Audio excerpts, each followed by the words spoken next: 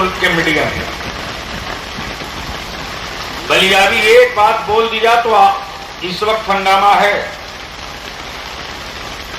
और वो सवाल ये है कि जब दलित भाइयों के बेटों पर, उनके हक हिस्से पर किसी तरह का कोई हमला हो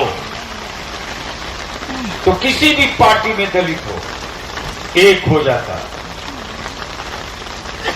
आदिवासी भाई के बच्चों पर कोई अटैक हो तो ऑल ओवर इंडिया किसी भी दल में कोई भी आदिवासी हो एक हो जाता। आखिर हमारे बच्चे क्या लावारिस हैं? ये सभी दलों के मुस्लिम लीडर एक साथ एक मंच पर क्यों नहीं होते हैं? अगर ये बलियाबी का कहना जुर्म है तो ये जुर्म बलियाबी हर रोज करेगा, हर सांस करेगा, मरते दम तक करेगा। इसलिए कि मुझको भी मालूम है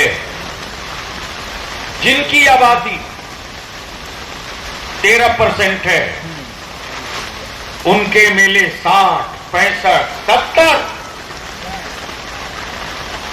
और उन्हीं सेकुलर पार्टियों की तरफ से, उन्हीं सेकुलर पार्टियों के सिंबल पर दरी बिछा के, चंदा देके, डोनेशन देके, जिंदाबाद करके बड़ी मुश्किल से जब किसी मुसलमान के बच्चे को टिकट मिलता है तो आखिर उस सेकुलर पार्टी के नेता की बिरादरी का वोट मुसलमान के बच्चों को क्यों नहीं मिलता है? ये कब तक मेहसी में हिस्सा नहीं बढ़ता? किसके बच्चे कितने दारोगा बनेंगे, कितने पीडीओ सीओ बनेंगे, कितना एसपी कलेक्टर बनेंगे, कितना डॉक्टर इंजीनियर बनेंगे, कितना स्कूल कॉलेज बनेगा, ये पटना में और मेहसी में और चकिया में तय नहीं होता है। हिस्सा तय होता है विधानसभा में, लोकसभा में, और जहां हिस्सा बढ़ता है वही आपकी औलाद अगर नहीं होगी तो आप रोज लूटे जाइएगा, रोज आप लूटे जाइएगा। कभी किसी जन्म में आपको हक और हिस्सा नहीं मिला। तब मैंने नारा लगाया था कि जिसकी जितनी संख्या भारी उसकी उतनी हिस्सेदारी। अब तो सर्वे हो चुका है, जातीय आधारित जनगणना के बाद सर्वे हो चुका है, लेकिन अफीम के नशे में रहोगे तो कुछ नहीं मिलेगा। हराने के लिए वोट देते रहे जाओगे, याद रखो। आप जिंदा रखे जाओगे सिर्फ हराने के लिए, आप जिंदा रखे जाओगे सिर्फ सत्ता बदलने के लिए।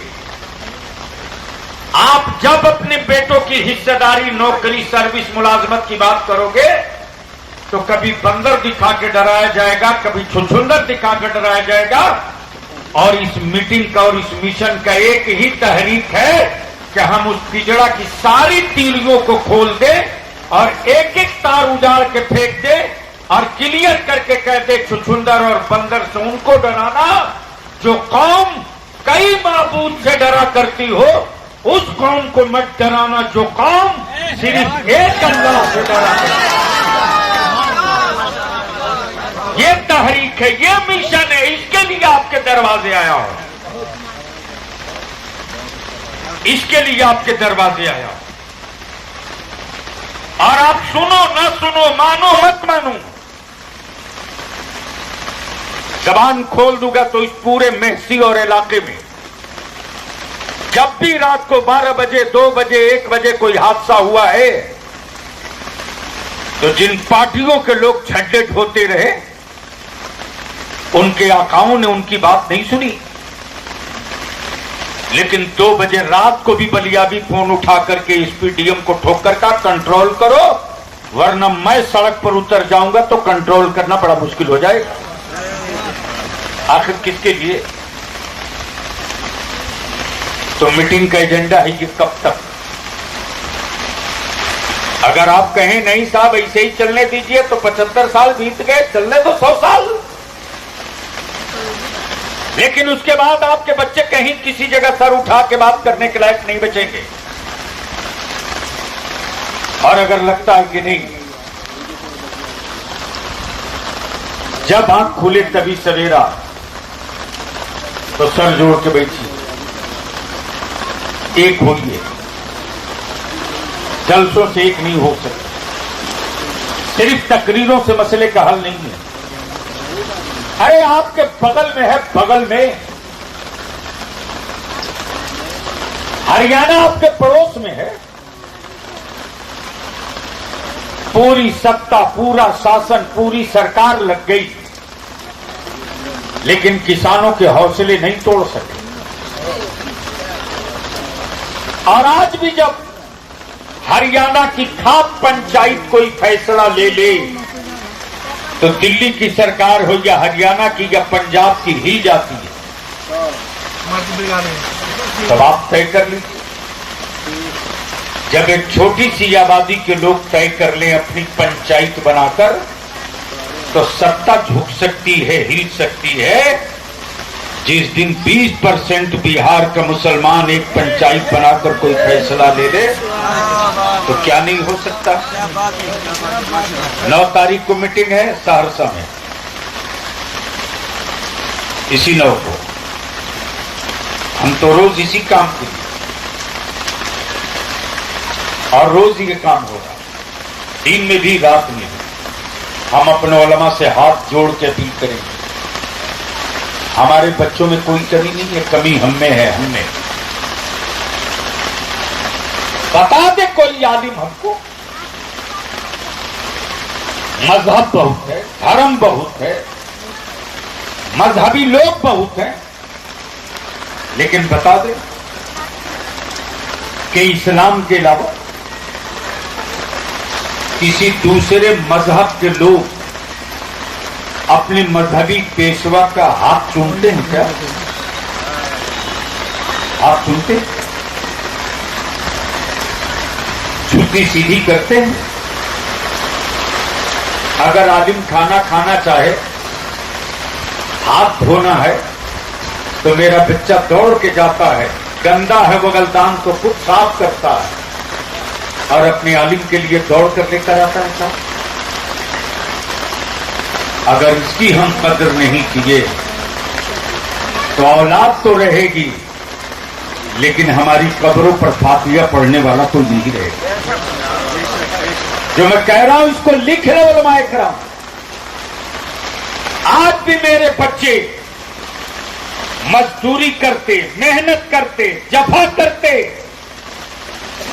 खोचा लगाए, दुकान रखे, फल बेचते, सब्जी बेचते, लेकिन अगर कोई बड़ा आलिम, बामल आलिम, इलाके का इमाम साहब अगर गुजर जाता है, तो दुकान में बोहनी भी अगर नहीं हुई हो, तब भी वो मेरा बच्चा कर्ज लेकर के अपने आलिम को चाय पानी पिलाता है।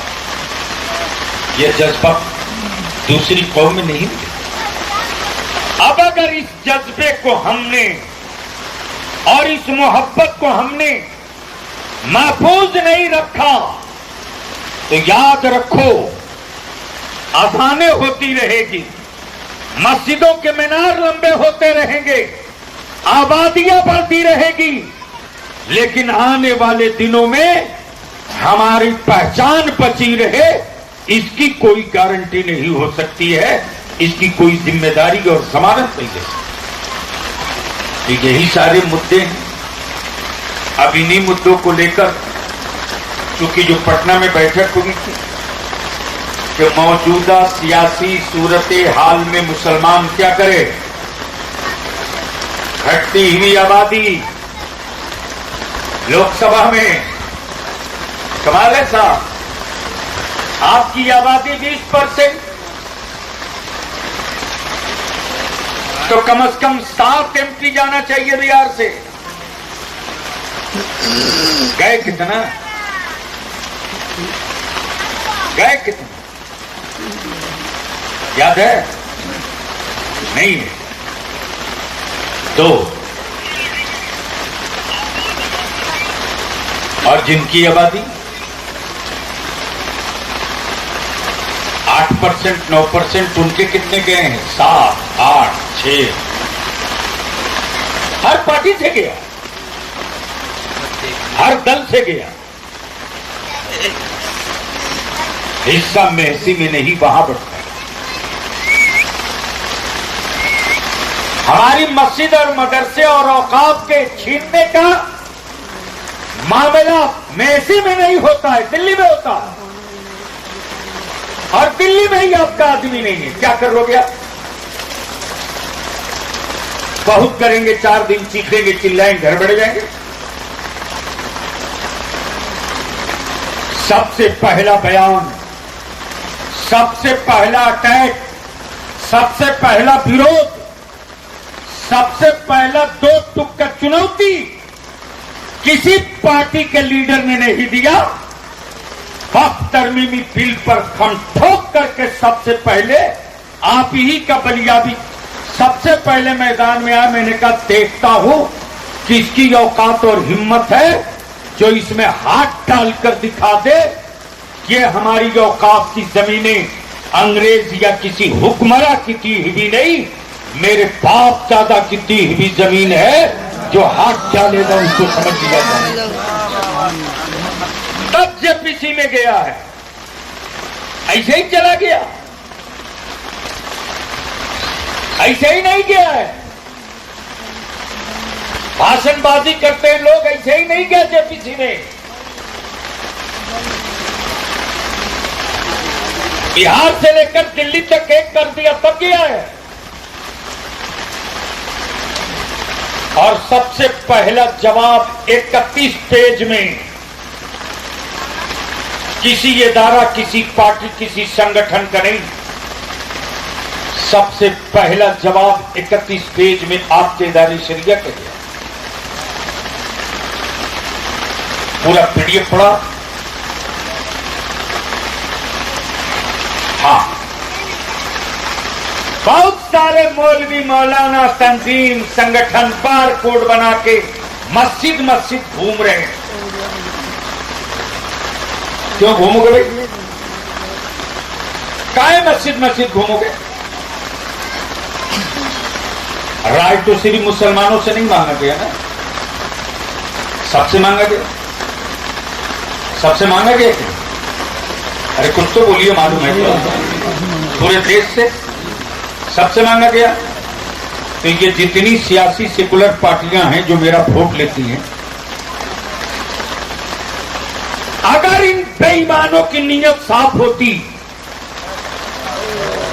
अगर इन बेईमानों की नीयत में फतूर नहीं होता, तो ये सारी सियासी पार्टियों के लीडर कहते मुसलमानों अब तुम घर बैठो, मैं निपटूंगा।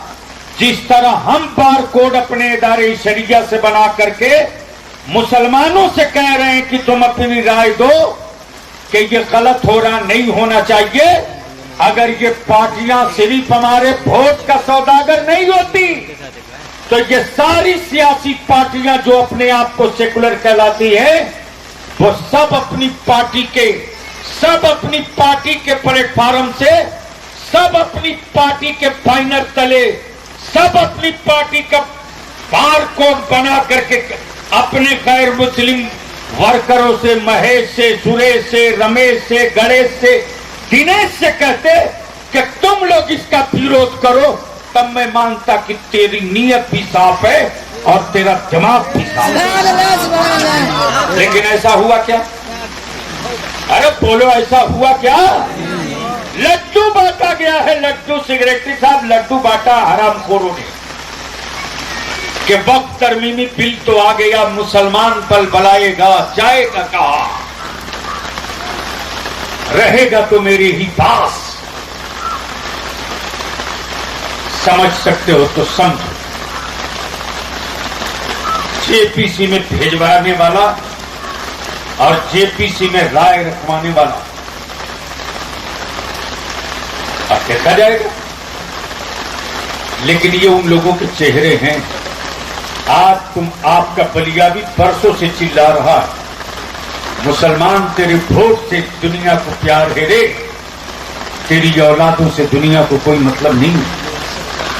औलाद आपकी है, फिक्र आपको करनी है, बेटे आपके हैं, पढ़ाना आपको होगा, आबादी आपकी है, बचानी आपको होगी, जमीन आपकी है, तहफ़्फ़ुज़ आपको करना होगा। इसके लिए मैं आप तमाम लोगों का दिल की अथाह गहराइयों से शुक्रिया अदा करता हूं। सेक्रेटरी साहब भी तशरीफ लाए, सारे जिम्मेदारान बैठे हैं, आसमान अपना काम कर रहा, मुसलमान अपना काम कर रहा है, दोनों का काम होते रहना चाहिए। तो अब जो मैंने अपनी राय रखनी थी रख दी। अब बताइए कि मुसलमान ऐसे हालात में क्या करे। अब आप अपनी राय, आप कहेंगे कि नहीं बलियावी साहब जैसे चल रहा चलने तो छोड़ दो, तो न मेरी जेब में इतना पैसा है न बदन में इतना दर्द है, काहे को खून जलाएंगे, हम भी तमाशा देखेंगे। चलो जो हो रहा होने दो। और अगर आपको लगता है कि नहीं, जब पासवान एक हो जाए तो चिराग जल सकता है, जब माझी एक हो जाए तो चेतन बन सकता है, और लालू जब यादव एक हो जाए तो लालू का बेटा ताज पहन सकता है। तो क्या 20% मुसलमान एक बार एक झंडे के नीचे आ जाए तो मियां की जेब में सत्ता की चाबी नहीं जा सकती है। बस एजेंडा मुद्दा ये रख दिया। अब आप हजरात अपनी राय दें, सबकी सुन लेंगे, फिर बाद में सबके सुनने के बाद अब बारिश उरिश भूल जाएगी कि कहीं कोई बूंद उठ पड़ रहा, बोलिए। जब कांटों पर चलने की आदत हम डाल लेंगे तो हमारी औलादों को आग पर चलने का मौका नहीं मिलेगा। बहुत शुक्रिया। अस्सलाम वालेकुम।